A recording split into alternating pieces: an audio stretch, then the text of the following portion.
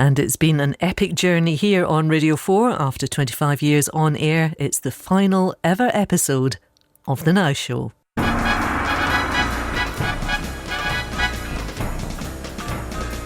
Hello, I'm Steve Punt. And I'm Hugh Dennis. With us are Glenn Moore, Harriet, Kemsley, Gemma Harrismith and Jazz Emu and band. And special guest Rory Bremner. And this is... The Now Show!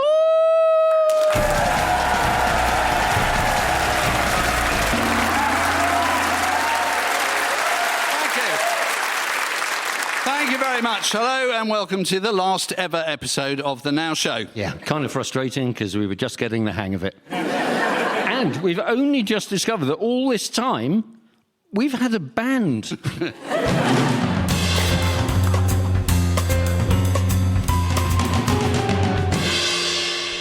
There you are, we won't make it up. Rather fittingly this week, the main news only affects the younger generation. Yes, the Prime Minister pushed through the first reading of the Smoking and Vapes Bill this week, making it illegal to sell cigarettes to anyone born after the 1st of January 2009. The tobacco industry aren't pleased with it. The fake ID industry are delighted. One person who objects to the smoking ban is everyone's favourite cameo Prime Minister, Liz Truss. The human embodiment of a pointless answer. She said, if people want to have control over their lives, if they want to have freedom, that is why they vote Conservative. Yeah, nicotine addiction actually removes control and freedom, but we'll let that pass. But if there's one thing she's good at, it's self-justification. I believe so much in freedom that I tried to rid the population of the tyranny of affordable mortgages. And I would have gone further if it wasn't for the deep state. Yeah, she loves the phrase deep state, which isn't surprising, as it's what she left the country in. So Liz was against the smoking ban, and it's possible that Sunak's whole angle on this is wrong. I mean, after all, he was able to put people off Adidas Sambas just by wearing them. After the smoking and vaping bill had cheered him up, Sunak suffered another setback, though, as the Lords once again made various amendments to the Rwanda bill, again trying to add safeguards for those Afghans who'd worked as interpreters. Yeah, I find it incredible that it needs an amendment on that in the first place. I mean, how is that going to help recruit people who might want to offer military assistance to our forces in future? I was born in Afghanistan. Took the time to learn English, ended up helping the British Army, who were trying to get rid of the Taliban, which, as it turns out, they didn't quite manage. The Taliban came back, I got out, learned new skills and received interesting death threats. I was born in Afghanistan, but I was made to go to a detention centre in Rwanda. Another person who is Truss-like in their unwillingness to admit any mistakes in the past is ex-President Trump, who finally began his criminal trial in New York this week over the hush money he allegedly paid to Stormy Daniels to stop her talking about the affair he denies they ever had, but he paid her off for anyway. So far, the trial has only reached the stage of jury selection. Potential jurors were given a 40-page questionnaire to fill out or fill in. I'm never quite sure which. And I think that's incredible, because you'd think that that questionnaire would be one page and one question. Question 1. Have you heard of Donald Trump? And if you say yes, you're out. But no, it's a long and tricky process, and on the first day, 2/3 of the pool of 96 possible jurors were dismissed because they said they could not be fair or impartial. 3 of them have since been offered jobs on GB News. But that wasn't the only problem. The trial is taking place in New York, Trump's main residence for many years, and possibly Angela Rayner's. And finding people who are suitable is proving very hard. One report put this down to opinionated New Yorkers, which sounds very feasible. Are you familiar with the defendant? What, the big orange guy is as guilty as sin. Look at his face, bada boom. Slam dunk case. What am I, a putz? Objection. Hey, I'm deliberated here. Next, Get your hands please. off me. Oh my God, it's Donald Trump. My mom loves you. She loves your hair. Oh my God, wait till I tell her. The Apprentice, that was her favorite. Objection. Clear bias. Bias schmias. I'm calling a recess. Please clear the court of stereotypes. The real problem, of course, The real problem, of course, is that if they do find people who are legally suitable, they may, by definition, not suit Trump himself. Number one, will you be biased against the defendant? I am a Democrat. You are dismissed. Number two, will you be biased against President Trump? I am in favor of a woman's right to choice. You are dismissed. Number three, will you be biased against President Trump? Who is President Trump? I don't recognize him. Excellent. You may be seated. Hang on. Just wait a second. What do you mean you don't recognize me? I am President Trump, the very best president of all the President Trumps. I've never seen you before, man. What if I say kafefi? You're weird, man. I don't know you. Okay, get out of my courtroom. You're dismissed, totally dismissed, most dismissed ever. Thank you.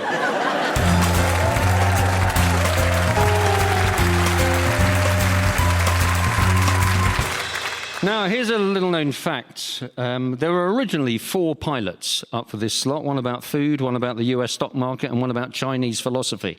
But the Now Show saw her off, the Chow Show, Dow Show, and Tao Show. And here we are today. And now, would you please welcome Glenn Moore!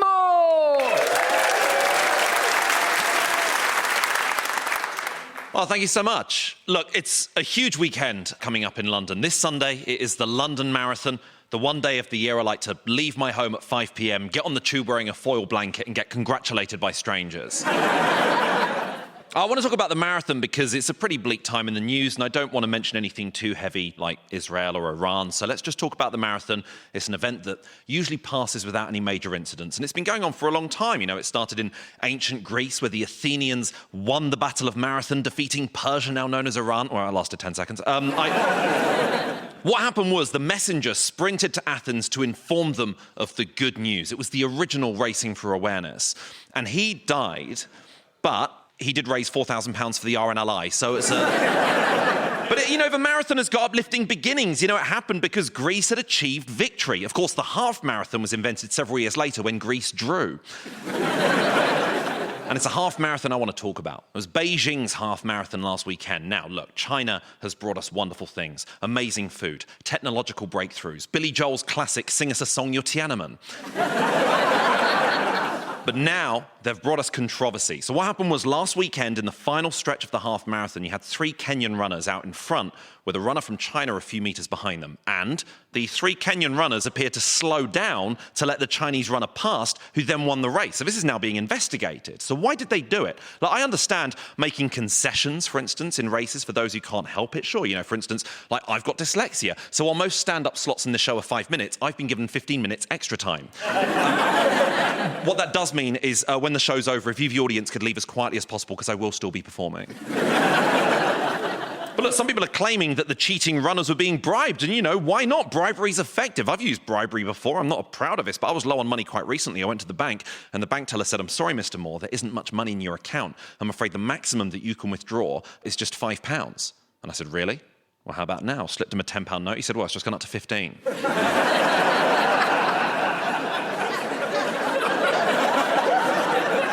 Other people are arguing that the Kenyans were trying to be charitable, and I think it's sweet when charity like that happens in sport. There was a race in the US a few years ago, and basically, despite many young and fit people competing, they let this really old, decrepit man win the race, and he's remained president for the last few years. And I didn't even know that cheating at events this big was even possible, and it's not the first time it's happened in China. Basically, a half marathon in China, this was in 2018, 250 people cheated and took shortcuts, and then a year later, a woman was caught during a marathon riding a bike. Officials stopped her, and then a few minutes later, she just got back on the bike.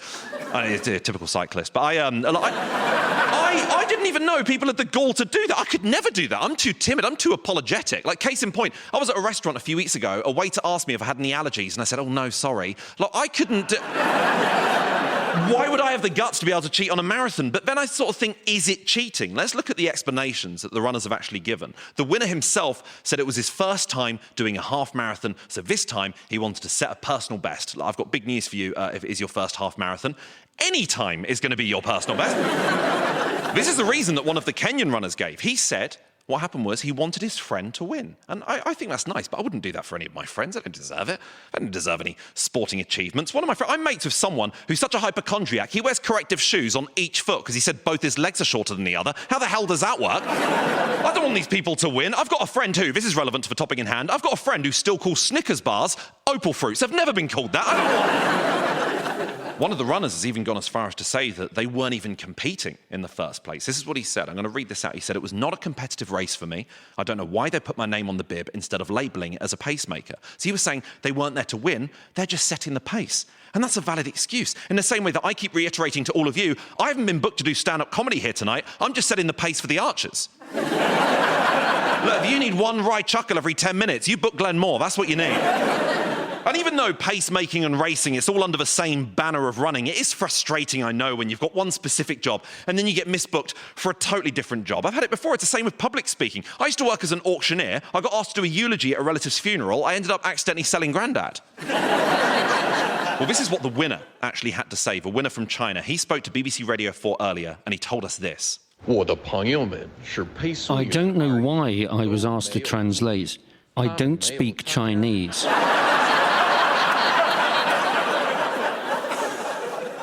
But this story is uplifting because it's about friendship. Maybe bribery, but mostly about friendship. And look, maybe I'm being overly optimistic. I'm being a bit of a sort of toilet half full sort of guy, but I just sort of feel we live in a world now where, you know, we see so much increased conflict on our screens. We hear so much increased conflict on our radios. I mean, the Now Show's had to end because Punt and Dennis frequently come to blows. And so, isn't it nice that some people have done something nice for someone? They didn't cheat for personal gain. They deliberately did badly so that their mate could win. And what I've learned from that is, God, the Tories must be really good friends of Keir Starmer.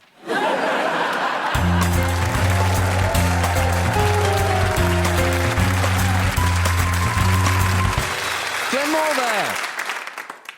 It was the Greek philosopher Heraclitus who said, "No man can step in the same river twice." Also, the current guidance from Thames Water. Meaning, of course, the tide of history flows continually past, and Radio 4 have suggested that since this is the final edition of the Now Show, that we perhaps look back at the quarter of a century that it's been on air, but they've only given us 9 minutes. Now, we felt we might need a bit of help on that, what with it involving 7 prime ministers, 5 US presidents and a whole bunch of other people. So, Rory, are you up for it? Yeah, sure. Let's get this done. Okay. Let's do that very thing. So, the Now Show was first broadcast in September 1998 at the time of peak New Labour. And sure enough, having heard the first show, the BBC's verdict was... Things can only get better. And things may or may not have got better, but they've changed a great deal over 25 years. I mean, the first joke on the first show was about an American president facing trial for covering up an adulterous affair. It's true. Listen back now. OK, then, well, let's get it out of the way. Bill Clinton. If he's guilty, then it's a whole new meaning to the term fun-loving criminal. September 1999, the BBC introduced digital interactive services to replace CFAX, and a catchphrase is born. Not long afterwards, Hugh Dennis actually hears a newsreader say the immortal words... If you'd like to know more about the threat posed by North Korea's nuclear weapons program, press the red button.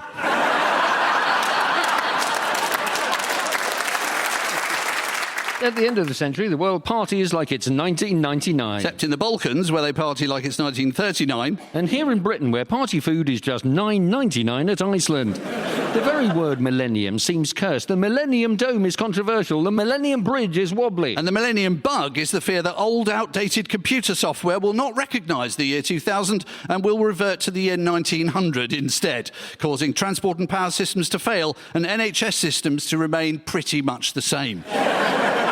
The most worrying threat is that planes will fall out of the sky, a ridiculous prediction which never came true. As lawyers for Boeing have insisted we tell you. 2000. England failed to win a major football tournament, and David Beckham tries to work out how many years of hurt that is. Oh, that's 1966. 66 plus 30, subtract from 2000. Oh, it's a lot of years of hurt. In 2002, euro notes and coins entered circulation for most of the EU, although not for Britain, who had left the European exchange rate mechanism 10 years earlier, as then PM John Major was not an ERM fan. Although, to be fair, I did quite like shiny, happy people. 2004, and Facebook is founded at Harvard by Mark Zuckerberg. Yes, and its first company logo is the pixelated face of the legendary Godfather and Scarface actor, known to inaccurate typists as AI Pacino. 2005, and the Now Show becomes the first Radio 4 comedy to be available as a podcast. Although it's not the first Radio 4 show available, having been beaten to it by... In Our Time, with me, Melvyn Bragg. Hello. Today we'll be talking about the ancient Etruscans and asking, were they the first to do the ERM joke? Yes, they probably were. 2005 also saw the founding of YouTube, and suddenly anyone who had ever filmed their cat falling off the back of the sofa had a new revenue stream. 2007, and keeping to a deal made years earlier in a restaurant in Islington, Tony Blair hands over power to Gordon Brown. The handover becomes the subject of a Peter Morgan TV play in which actors play the real people in a reconstruction of major national events. Watching at home, the Queen thinks, That'll never catch on. the handover is probably not before time, as power does take its toll on people. The 10 years of the Blair premiership started with... Look, we don't do God. And ended with... I am your God. 2008, and George Bush leaves office just as America is overwhelmed by the financial crisis. Amidst the debris of the ruined economy, the green shoots of optimism are soon poking through once again, and a rush of positivity flooded the Western world, especially among the young, as a new hero walked among us, and we rallied to his cry of... Yes, we can! Without bothering to hear the rest of the sentence... Continue bombing the Middle East. The wake of the financial crisis brought new friction between baby boomers and millennials. Because they appear to hold all the wealth, the nation's youth dubbed their parents the golden generation, forgetting that there's nothing golden about your children having to live with you forever. In 2009, the most used phrase on the Now Show is duck house on MPs' expenses, and the country's second high-speed rail line, HS2, is announced. The following year, new Prime Minister David Cameron reveals the proposed route. Essentially, it'll be built in 3 phases. London to Birmingham, Birmingham to Crewe, and finally, a replacement bus service to everywhere else. Also in 2009, President Obama makes a state visit to Britain and is driven around in his armoured limo, the Beast, which weighs 8 tonnes, to the delight of at least 9 local councils who blame him for their number of potholes to this day. The 2010 election produces one of the most unexpected catchphrases ever to sweep the country. I agree with Nick. Said Gordon Brown. But sadly, Nick agreed with David Cameron when he proposed a coalition government by asking... Nick, how do you fancy being stitched up like a kipper for a few years till we get a proper majority? It's a strange thing with Nick Clegg, but of all the inaccurate statements of the last 25 years, I will not back a rise in student tuition fees is the only one that never, ever got forgiven. I mean, Bill Clinton told us... I did not have sexual relations with that woman. And then survived impeachment and served 2 more years. Tony Blair told us... Iraq has weapons of mass destruction. When there weren't, and went on to win a 3rd election. Gordon Brown told us... There are no problems with the banking system. And there were, while David Cameron claimed... Look, if we don't cut the deficit, Britain will end up like Greece. Which we were never going to do. While Michael Gove told us that after Brexit... The NHS will get an extra £350 million a week. And he then continued... Techno, techno, techno, techno, techno, techno. And none of these things turned out to be true, apart from the fact it was indeed techno. In 2012, Nadine Dorries was suspended as an MP for appearing on I'm a Celebrity, Get Me Out of Here. This is a historic moment, as it's the last time any British politician faced consequences for poor judgment. But 2012 is best remembered as the year London stages the Olympics. On the day of the opening ceremony, the entire country started the day going... Oh, it's going to be so bad. It's just going to be terrible. And ended it going... It's just so amazing. I'm so proud to be British. 2 weeks later, the closing ceremony ended with Paul McCartney's extended performance of Hey Jude, which finished just in time for the Rio Olympics in in 2016. And 2016 proved to be a watershed year. Yeah, it saw the deaths of David Bowie, Prince, Alan Rickman, Terry Wogan, Muhammad Ali, Leonard Cohen, Britain's EU membership, David Cameron's government, and intelligible US presidents. It also saw the launch of Pokemon Go, and for a while, downloads surpassed those of dating app Tinder. This was probably confusion, since both of them used the slogan, "Gotta catch 'em all."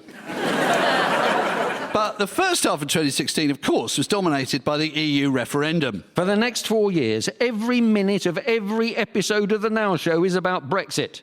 As arguments rage, the Leave side, in the form of Jacob Rees-Mogg, seem to know exactly what they want. It's perfectly simple. For years, Britain's been run by a distant and remote elite with nothing in common with the ordinary working people of this country. We're going to change all that. 2019, and in Ukraine, Volodymyr Zelensky becomes the first comedian elected leader of a major European country. Boris Johnson offers his congratulations on beating him to it by a couple of months. After the constant wrangling of the Theresa May years, Boris pledges to finally end Britain's long-standing relationship with the EU, and he knows how to carry out this delicate task. Hi, folks. Yes, I have got an oven-ready scheme to do this using my vast experience of ending relationships. I plan to leave the EU through the bathroom window, down a ladder, in my pants. When Britain finally leaves, the event is largely overshadowed by the arrival of the COVID pandemic, where for a few weeks every Thursday night, the nation reverberated to this. Yes, of course, the sound of nurses and doctors trying to turn old pots and pans into body armour after their crappy PPE has fallen to bits again. Lockdown begins and TV becomes dominated by a new programme, Nightly Briefings from Downing Street, which quickly become the country's most watched show. Welcome to Britain's Got Valance. 2022 and several members of the 1922 committee celebrate their 100th birthdays. England reached the final of the Women's Euros. Finally, we win! Hey, listeners in Scotland, Wales and Northern Ireland have their own running joke. And so here we are, 25 years on, with Labour ahead in the polls, wars in the Middle East, Tom Cruise constantly photographed filming in Britain, and American presidents mired in scandal. And to make it even more confusing, Bill Clinton and Donald Trump are both the same age. But only one of them could feasibly be president again in November. A thought that really does prompt the feeling that things can only get better. Thank you very much.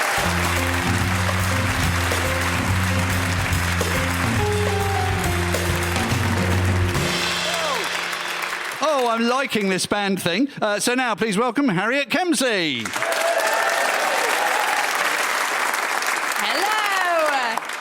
In honour of the Now Show, breaking our hearts and saying goodbye, I would like to discuss my favourite news story of the week, the lawyers who accidentally divorced the wrong couple.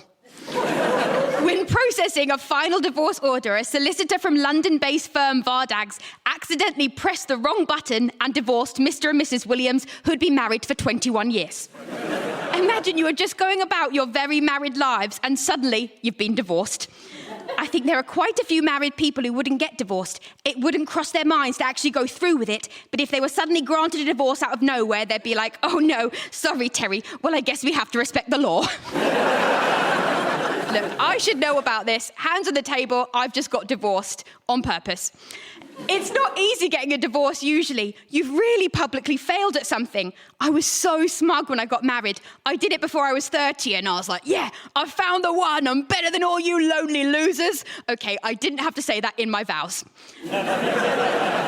I remember talking to a friend who found the love of her life finally last year, and at the start of the year she was single and she was upset and saying, everyone's settling down and I feel like I'm the last one left. And I said, yeah, but you never know. I could be divorced in a year and you could have met the one, but I didn't mean it. I was just trying to be nice.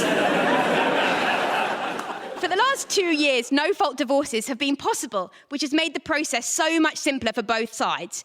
But I think they should add a caveat where you can say, yeah, it's no fault, but it is his. There's no way you can put that on the form, so I'm just talking about it on the last ever Now Show, broadcast on Radio 4, just to let people know it was his.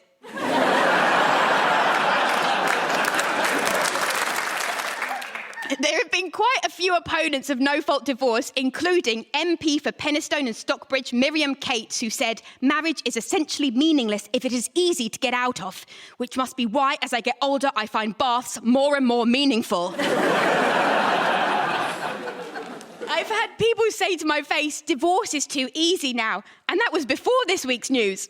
I disagree. I think marriage is too easy. It's the wrong way around. I think you should be able to get divorced immediately, but a marriage licence should take at least 6 months, involve a team of solicitors and your family begging you to please just give single life a second chance.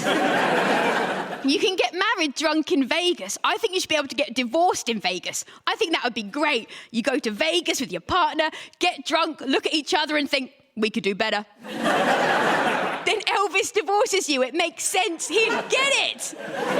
He had a hard marriage, a lot going on, and he had to deal with his wife's puberty.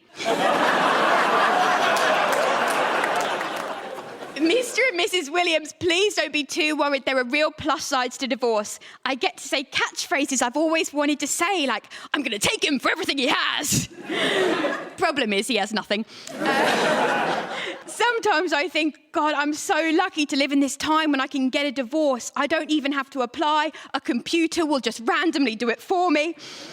And then I think back to 100 years ago when I wouldn't have been granted a divorce. And I realised I never would have needed a divorce back then because marriages were arranged for you. I never would have needed a divorce because my dad never would have picked him. It's going to be an adjustment for the Williams suddenly being single after 21 years. I haven't been single since my early 20s, and now in my mid-30s, I am dating for the first time in my life with self-esteem. When I was 23, a guy turned up to a date on a moped, and I was like, oh my God, he's a businessman. The dating landscape has completely changed. They're going to have to join dating apps. I missed them too the first time around. So I joined Hinge this year, and I was so nervous about telling people on dating apps that I was a stand-up because they'd be able to Google me and find my videos online talking about my chlamydia. On the app, you only have the first name, not your surname and your job. So I decided to search Harriet Stand-Up to see if I came up without my surname. So I searched Harriet Stand-Up. And let me say, not for the first time in my life, a huge thank you to Harriet Tubman, who so bravely stood up for civil rights. Covers the whole front page on Google for Harriet Stand-Up. And it stopped me from having to tell boys on dating apps about my clap. The Williams are also going to need to get a post-divorce glow-up. I got something called Invisalign. I don't know if you know what that is. It's an adult brace. It has invisible in the title, but it really captures the light. I've had to stop using it when I go on stage because it's given me a lisp that's so bad that I haven't had since I was a teenager, and it feels so unfair to be single for the first time in a decade, just going around being like, does anyone want to have sex with me, please? Steve and Hugh, you're going to find it hard leaving the Now Show. Splitting up is never easy. There's going to be a huge gap in your hearts and ours. But someone at Radio 4 pressed the wrong button.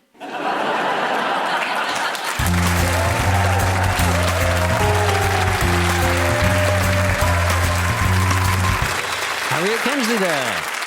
So let's be honest, the news has been a bit depressing recently. So we have asked our audience here to tell us something that always cheers them up. Tell us something that always cheers you up. The first sip of beer after the grandchildren have left. We live in tidal Twickenham, always cheered up by watching badly parked cars float down the Thames. If only that was all that was floating down the Thames. Putting my clothes on the right way round. Tell us something that always cheers you up. My prescription.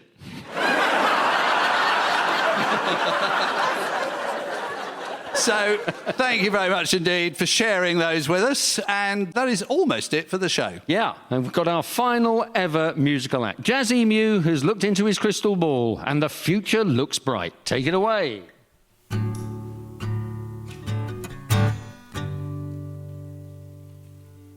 Not a single pothole in the road. Politicians say sorry when they get it wrong. Rafe Fiennes has finally given up trying to say his name like that. Just say Ralph, Rafe. NHS staff are all fairly paid. British summer lasts longer than half a day. And people who walk too slowly on pavements have been euthanized. It might sound crazy, but a man can dream.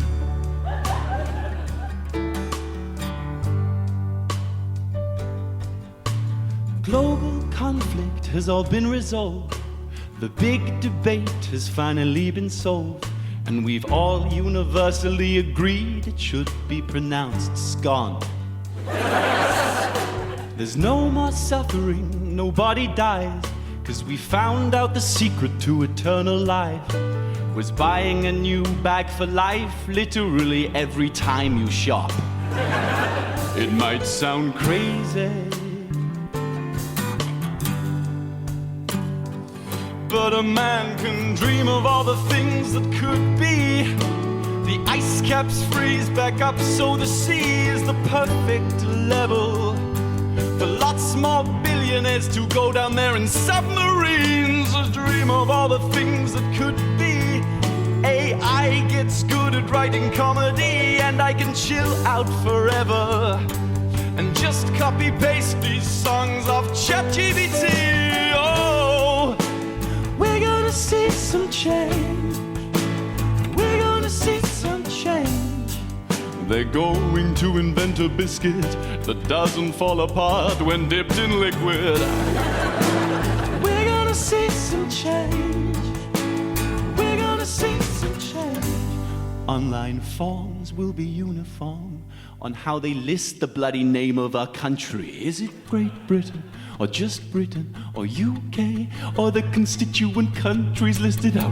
Is it Great Britain, or just Britain, or UK, or the constituent countries listed out? Is it Great Britain, or just Britain, or UK, or the constituent countries listed out? Is it Great Britain, or just Britain, or UK, or the constituent countries listed out? Is it Great Britain, or just Britain, or UK, or the constituent countries listed out? Is it Great Britain, or just Britain, or UK? My finger is so tired from scrolling.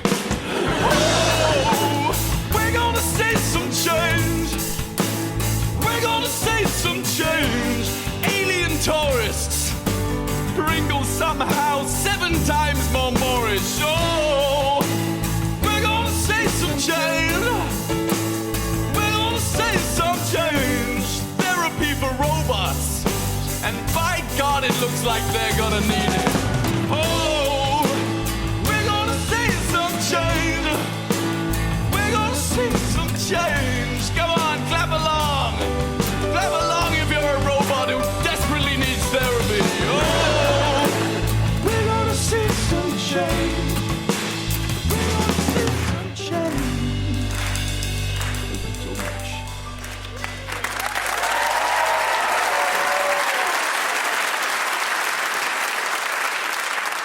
So finally, to end off with, Tehran retaliated directly against Tel Aviv for the first time this week, sending 300 drones on a long, slow flight across the Middle East. In other words, Ayatollah Khamenei, the supreme leader of Iran, who's been in charge since 1989, retaliated against Benjamin Netanyahu, who at 71 has been prime minister for a total of 15 years, doing this with the tacit support of Vladimir Putin, who's been in power for 25 years, Alexander Lukashenko, who's led Belarus since 1994, and Xi Jinping, who's changed the law so he can be China's president for life. All this while Trump and Biden, who have a combined age of 158, are running for president for the 3rd and 4th time, respectively.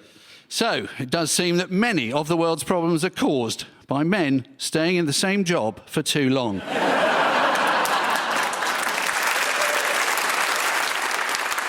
But it's been a joy. So it really has. And as ever, thank you for listening, and goodbye.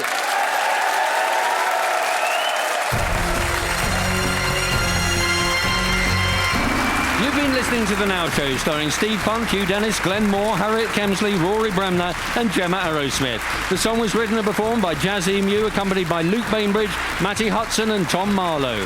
The show was written by the cast with additional material from Mike Shephard, Cameron Loxdale, Carzana and Christina Riggs. It was recorded by Mark Wilcox and Gary Newman, and the producer was Sasha Bobak. Throughout its long life, the Now Show has been a team effort. So thank you to the BBC and everyone who's ever written, performed, produced, recorded, edited, or worked on the show. It's been a BBC Studios production, a BBC Audio production, a BBC Studios Audio production, or a BBC production, depending on who was in charge, for BBC Radio 4.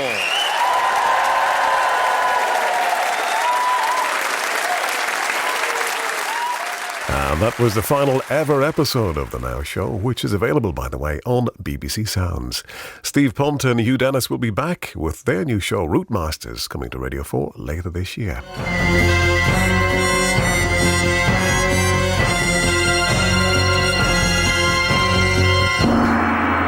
The Now Show! Yes, alas, Friday nights on Radio 4 will not be the same. The Now Show at 6:30 this evening will be the last after 25 years, having brought us moments like this from 2002. I'm Steve Punt. And I'm Hugh. I'm sorry. Never try and eat pretzels on air. No. It's never wise, Hugh. No. It's never wise. Do you know, what amazes me is George Bush was on his own, right? He was completely alone inside the White House watching the telly. No witnesses. No one saw him. No one needed to know. And yet, bright man that he is, he told the truth. It is extraordinary, that, isn't it? He could have said anything. A US president with a big bruise on his cheek, he could have come out for the cameras and said, yeah, Laura and I were jumped by 5 trained assassins. But no, instead he comes out and says, hello, I fell off a sofa eating snacks. Well, I think you've got to hand it to him for his honesty. I mean, Nixon bugs his opponent's HQ, goes on TV, lies about it. Clinton has sex in the Oval Office, goes on TV, lies about it. Bush chokes on a pretzel, goes on TV, doesn't lie about it. Amazing. Although my theory is that before he went out to do the interview, he did heads or tails, flipped a coin, Enron or the pretzel. Oh, it's heads. I'll tell the truth about the pretzel. If you can't remember the original story, it was when the White House physician ended up revealing that President Bush had briefly choked on a pretzel while watching a football game in his living quarters. Anyway, Steve Punt and Hugh Dennis are both with us in the studio to mark this sad moment, not least for you two. How did it feel to record the last episode of the show last night? Well, it was sort of sad, but in a very typical BBC way. We were lucky to have recorded it, because when we arrived at Broadcasting House last night to do the show, the first thing we found was that we weren't on the list of people to do the show. What do you mean? And we couldn't get into the building. No one had told security? No. Do you not get waved through, Steve? No. I have to have a photo taken every time we come in. Oh, dear. I'm sorry about that. I have one right now, in fact. So your visitor pass. Yeah. But emotional, I imagine. Yes, it sort of was, in a way, because we've actually known this was coming for quite a long time, so we've had a lot of time to get used to it, but they only made it public about 6 weeks ago. Odd feelings? And yeah, because it's the reaction really from people that gets to you, because in our heads we'd sort of dealt with it. And then other people find out. But then other people find out and they start saying, oh, what a shame. But yeah, you know, it's... I should say, you've got a new podcast coming together, haven't you? No, we have a new series, Masters. and we're heading off on tour. We've got lots and lots of stuff to do, actually. What have you put in the last show tonight? Well, we've put in an attempt to condense the last 25 years into about 6 minutes. And we have a special guest on the show to help us do that. And it was really good fun. It was a really fun show.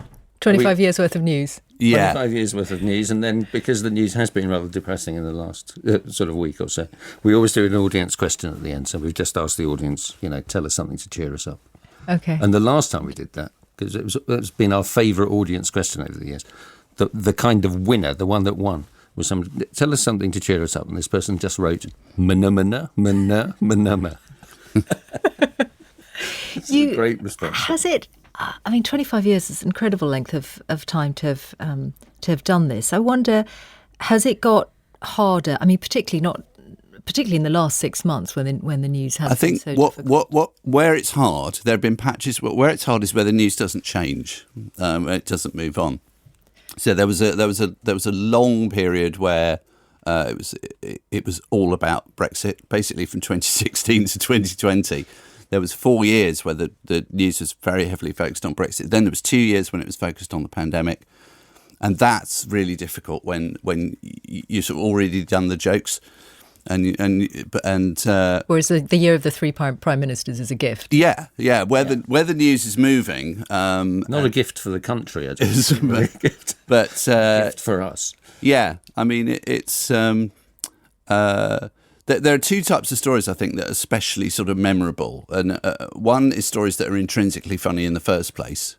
So, MPs' duck houses, cleaning their moats, or one that really sticks in my mind is David Blaine, the American magician, hanging in a glass box near Tower Bridge, thinking that the citizens of London would be massively impressed by this incredible feat. And in fact, people stood around and threw kebabs at him, which I remember thinking. So there's stories like that are sort of intrinsically funny. And then the other thing that's always memorable is stories that the audience really care about. You can always tell when you've hit a nerve. And there are stories like that. Like I remember when the phone hacking scandal broke, and John Finnemore was on the show that week, and he did a piece about it. And you could almost feel the electricity coming off the audience because they really wanted something said about it. So those two kinds of stories tend to be the ones that really stick in the mind. Yeah, probably Postmasters would be another recent one of that kind, or something people really care about. Yeah. I wonder, Hugh, do you have that? Do you feel a pressure on impartiality? Because the BBC has to strive for impartiality in comedy alongside everything else. Less so the news, of course, but still, it's part of. Does that become hard? Well, I think we always try to be very, very balanced, and actually, what we do is we try and find the funny thing. Yeah, we always try and find the funny thing. What's difficult about that, of course, is that from a comic point of view, there's a government and there's an opposition, but from a political point of view, that's two parties. And the party that's in government obviously has a greater effect on your life. They're driving the agenda. They're affecting your life in a way that the opposition party sort of doesn't. So that's usually the cause of where it gets difficult. So you have to work harder to find the material on the opposition. Well, it's more again just because people are less aware of what the opposition is doing. Yeah, it's more again that people aren't so bothered by it, And when it switches round and that party is in power, of course, it's the other way round. What are you going to do in Route Masters then, the new podcast? Route Masters is entirely untopical because we've spent 25 years looking at the papers and going, oh my God, that's a terrible thing. Is anything funny about this? And having to find it. So that's a great sort of relief, really, that we don't have to do that anymore. And Route Masters is it's a sort of game, really, where we're trying to link seemingly unlinkable topics. So all we know is that at the start of episode 1, we start with the subject of beer. And by the end of episode 10, we have to have got to eternity, because we just thought from beer to eternity sounded like a good we thought that at the time. At the time, we thought. And now you actually have to do it. Now we're saying it out loud. And we go via, sort of waypoints which are suggested by the public or by our guests. So, we did a pilot and we had to go from beer, I think, to Yellowstone National Park, and then to Napoleon, and then to CrossFit. We never quite know how we're going to get there, but we try and do it in the most entertaining. It's a highly structured, rambling chat, is what it is. I'm sure you'll pull it off. Congratulations on that, and 6:30 tonight, of course, for the last episode of The Now Show. Steve, Punt and Hugh Dennis, thank you. Thank you.